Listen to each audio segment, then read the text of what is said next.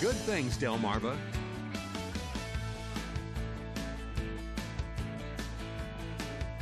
Good morning, I'm David Caldwell. You're watching Good Things Delmarva, a show where we take a look at all the great things happening in your area. And we begin with what is a treasure in our Delmarva backyard, NASA's Wallops Flight Facility celebrating its 70th year.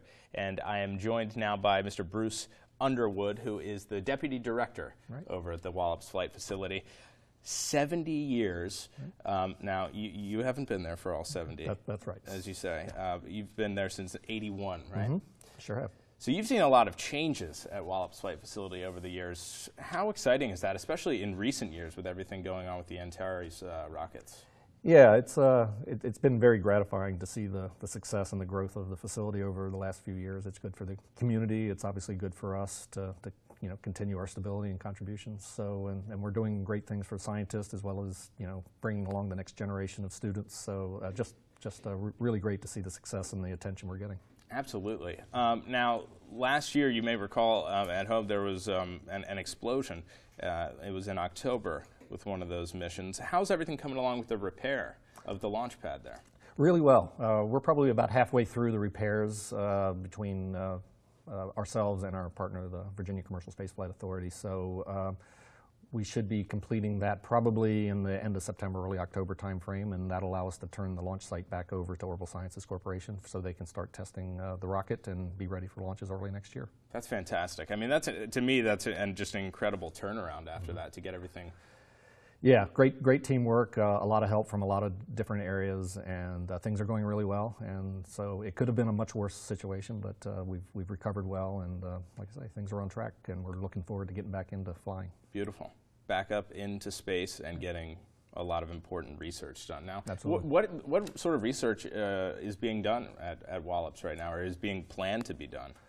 Well, we kind of support a very wide variety of programs. Our primary customer is really the scientific community. So we're flying scientific experiments that study, astronomy or the sun, solar physics, earth science research. So we fly our payloads on rockets, balloons, aircraft around the world. And in fact, we just had an airplane return from 11 weeks in Greenland that's been measuring the changes in the ice cap and the ice thicknesses, for just as one example. But so that is our primary customer. We also do a lot of work involving technology development that will help land things on Mars. We had an experiment earlier this week that did some technology out of Hawaii that was worked in that area. So just a very diverse set of activities. There's so much to be learned. I mean, in the universe and our own planet itself, and obviously Mars is, many people consider the future, of course. Now, there's an event coming up as a part of a celebration of the 70th anniversary. It's an open house event, and you told me that you do these things about every 5 years.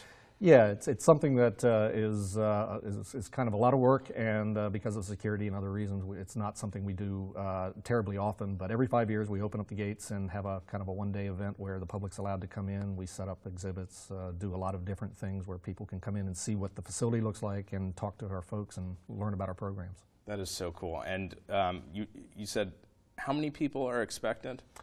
Well, the last time we did this 5 years ago, we had about 10,000 was the estimate of folks that showed up. So we're expecting at least that much because a lot more things have happened and there's a lot more attention being paid to the things we do. So we're hoping to break the record.